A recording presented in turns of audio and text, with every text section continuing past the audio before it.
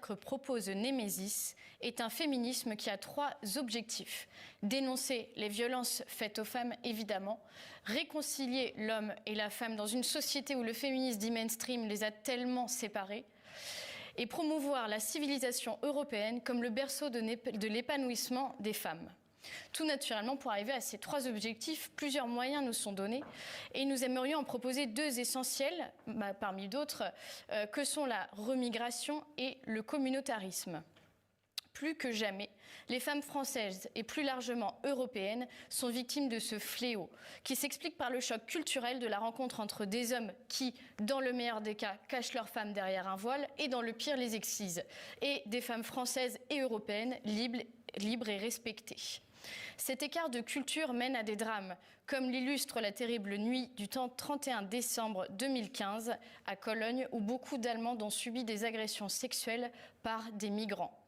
Ou encore les viols de masse commis à Telford ou à Rotterdam, au Royaume-Uni.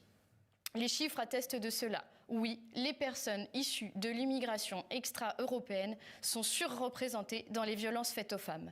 Nous en voulons pour preuve les chiffres suivants. En Allemagne, en 2016, l'Office fédéral de la police nationale rendait publiques les statistiques de la criminalité. Sur 1 million de migrants, il y avait 875 viols ou agressions sexuelles contre 54 pour 1 million de personnes de nationalité allemande.